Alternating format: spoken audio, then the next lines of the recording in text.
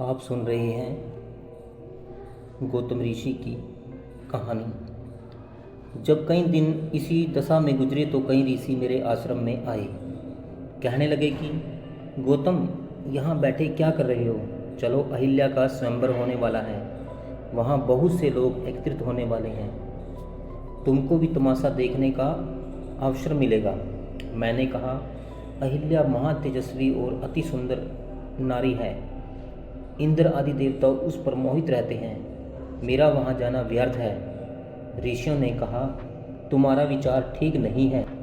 कौन जाने तुम्हारा विवाह अहिल्या से हो जाए। स्त्रियां केवल सुंदरता ही पर मुग्ध नहीं होती।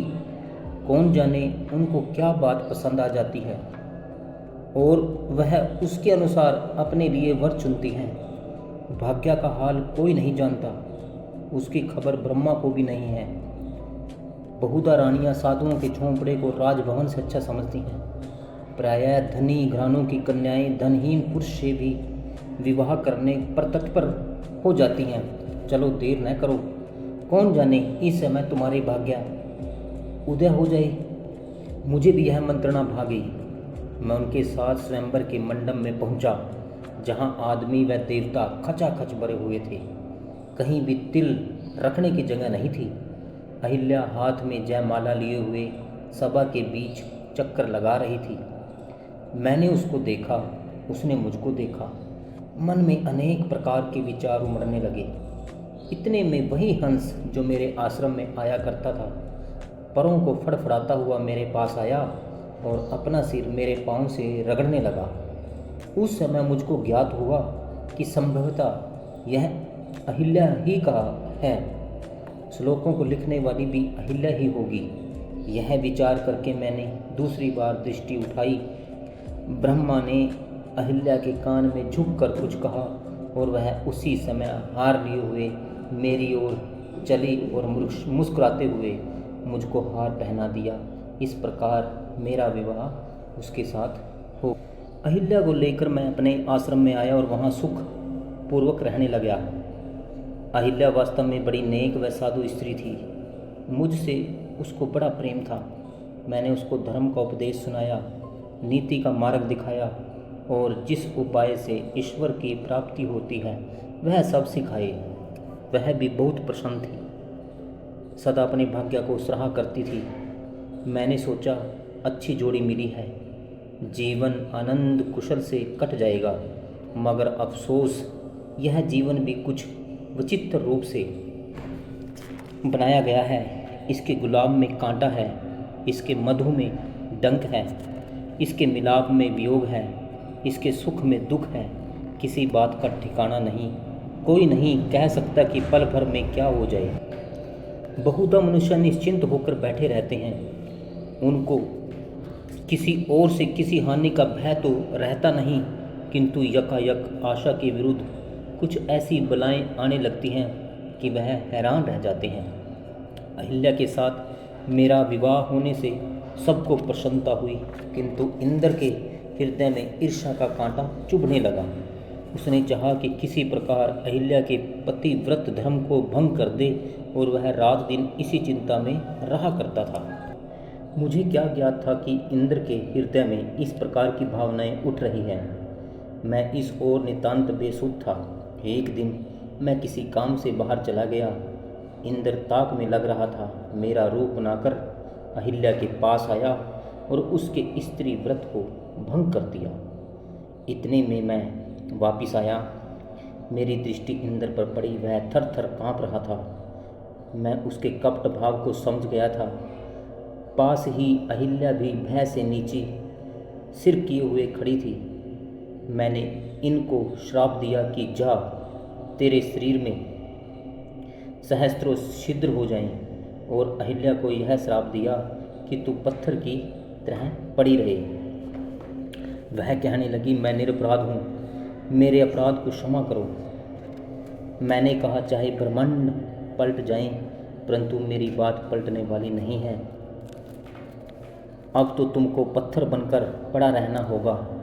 जब त्रेता में राम का अवतार होगा तब तुम फिर जीवित होगी और मुझको प्राप्त होगी। इंद्र तो उसी समय जन्म ले करके कोड़ी कलंकी बनकर जीवन भर एक निर्धन और अपाहिज की तरह पागल होकर घूमता रहा और अहिल्या पत्थर की चट्टान बनकर वहीं गिर पड़ी। मेरे हृदय को जो कुछ दुख हुआ वह वर्णन से बाहर है। मेरा आश्रम पहले मिथिला देश के एक वन में था, उसके पश्चात प्रयाग में आया और अहिल्या के वियोग के बाद मैं हिमालय के एक वन में आकर तप करने लगा। तप में बहुत समय व्यतीत हो गया। हृदय में जीवन की ओर से कठिन वैराग उत्पन्न हो गया। मेरे साथ कनायन व बिनाली 2 शिष्य रहा करते थे।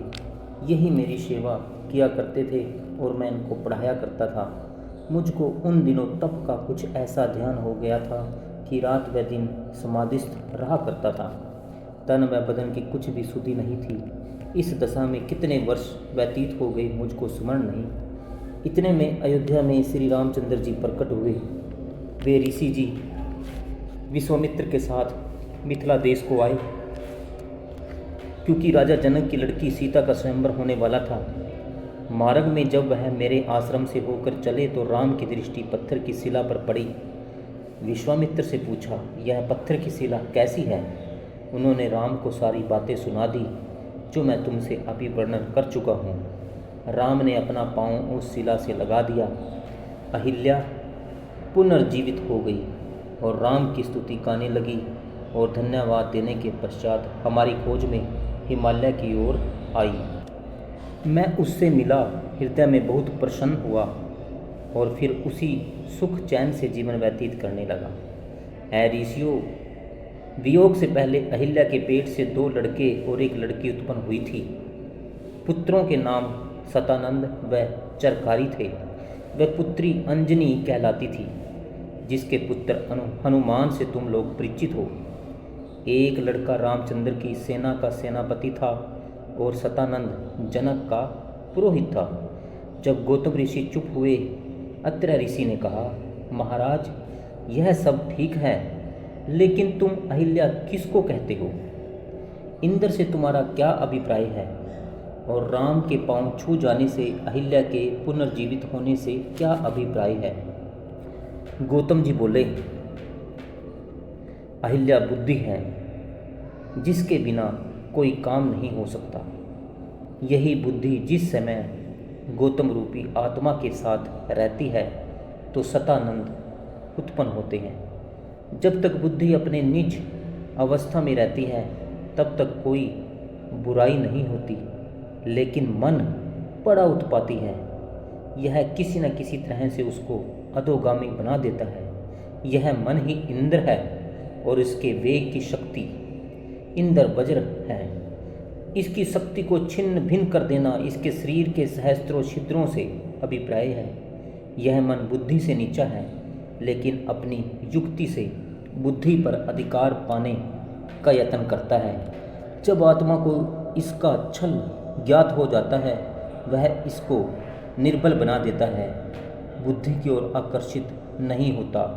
बुद्धि जड़ रूप बनकर पड़ी रहती है। यह पत्थर की शिला का अर्थ है। सतयुग में बुद्धि प्रकट हुई, फिर उसका वियोग हो गया। त्रेता में जब राम रूपी चेतना की धार ने उसकी ओर रुझान किया, वह फिर जीवित हो गई और गौतम से मिल रही। यह इस कथा का स्पष्टीकरण है। इससे और अधिक क्या कहा जाए। अब मैं चुप होता हूँ।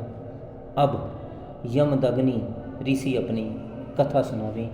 कथा सुनने वाले सभी प्रेमी जनों को बहुत बहुत धन्यवाद। वह प्रभु आप सब पर असीम कृपा बरसाए, वह आपकी हर मनोकामना पूरी करे। धन्यवाद।